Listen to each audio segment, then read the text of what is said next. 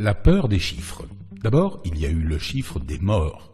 Puis, les morts diminuant, il a fallu trouver d'autres chiffres, les réanimations.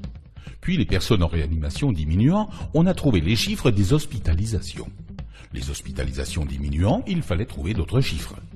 Alors, on a testé en masse pour obtenir ces chiffres et on a eu l'épidémie des cas, c'est-à-dire des gens pas malades mais qui ont côtoyé le virus. Puis, pour culpabiliser tout le monde et augmenter les chiffres, on a inventé les cas contacts. Malheureusement, l'arnaque des tests PCR fut révélée. Le temps de trouver de nouveaux chiffres, il fallait maintenir les gens dans la peur, alors on a trouvé le variant, puis, pour plus d'effroi, le virus mutant. Puis le virus mutant hyper contagieux, puis le virus mutant hyper contagieux hors de contrôle. Et puis, voici la dernière trouvaille machiavélique qui va permettre de retrouver des chiffres tout en maintenant la peur, utiliser les enfants. Ni malade ni contagieux, un test salivaire sur mesure va pourtant permettre de refaire du chiffre en les testant en masse à la rentrée. Les ferait-on passer pour des malades du Covid pour entretenir la peur? Alors la réalité c'est quoi? Parlons plutôt des survivants au Covid.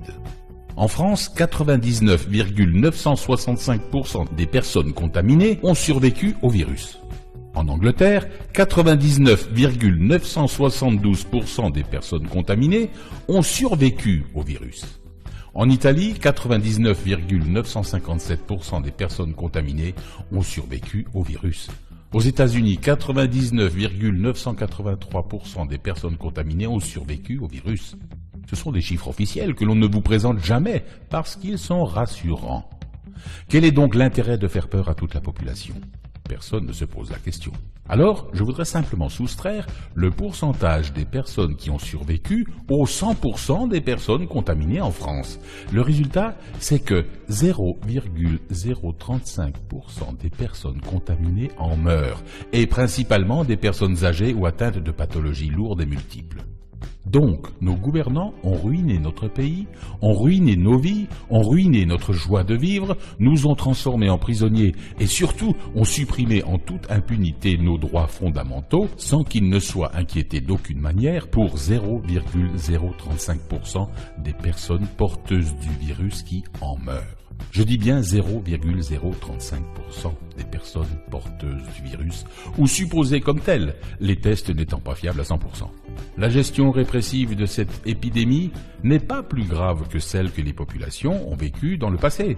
Rappelez-vous la grippe espagnole entre 1918 et 1920, la grippe asiatique en 1957, la grippe de Hong Kong en 68, la grippe aviaire qu'on appelait H5N1 en 97, 2003 et 2018.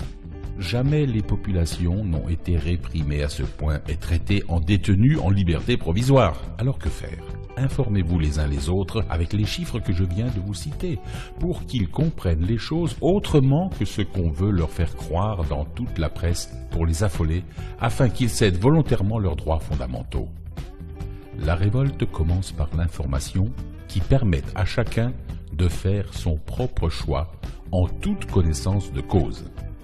Faites-le en partageant cette vidéo.